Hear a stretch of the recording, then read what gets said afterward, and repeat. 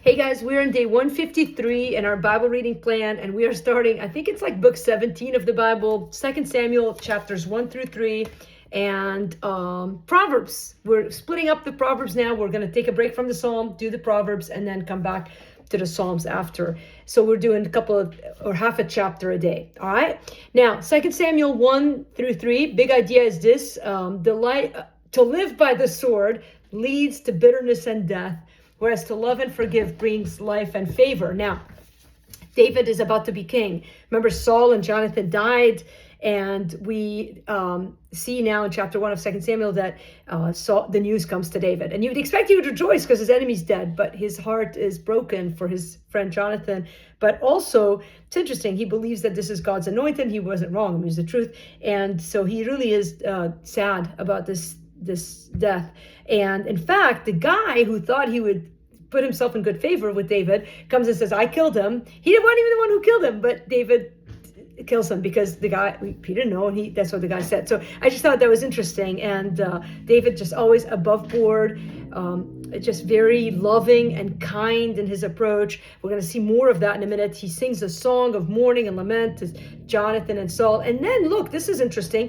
He becomes king of Judah. So you've got Israel in the north and Judah in the south, and he doesn't take over the whole kingdom yet, because now the house of Saul, there is one more son, Ishbosheth, and we're going to see how now, like there's David who's gaining favor with the people, doing really well, but then there's Saul and his line, and God has already said David's going to be king. And so I think this is an encouragement, because sometimes we think because God has spoken something, it should just poof, happen. And yet we have to fight for it. And we saw that with the people of Israel going to the promised land, but we see it even personally now with David having given a promise by God. And there's a process, there's growth, there's character formation. And that is what's happening here. And David passes every single test. And so you've got also a couple of leaders of the armies. You've got Abner over the people of the Saul dynasty. And then you've got Joab and his brothers, who are the leaders of David's army. And so there's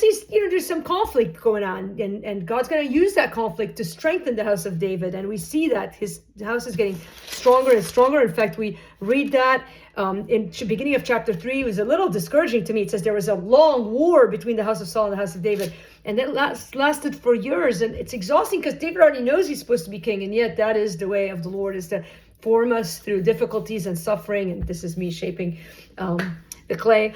But yes, indeed, he is going to become the king of a united kingdom, but it will take a process. And so God's promise, a process, and then in it, there's this conflict. And we see now this hatred, this fighting between Joab and Abner. And it's kind of sad because Joab's brother dies, and then there's vengeance in the heart of Joab, and he kills Abner, and David's like, that wasn't me. In fact, David wanted peace with him, and so he weeps, and we finish the reading with weeping over Abner, who is technically his enemy, but David is kind. And so we go back to the big idea: to live by the sword, bitterness and death, but to love and forgive, that's kindness. And which heart do you have today? And are you willing to trust God even in the waiting and in the tension of your calling? And so I pray that you are willing to wait on the Lord. Love you guys.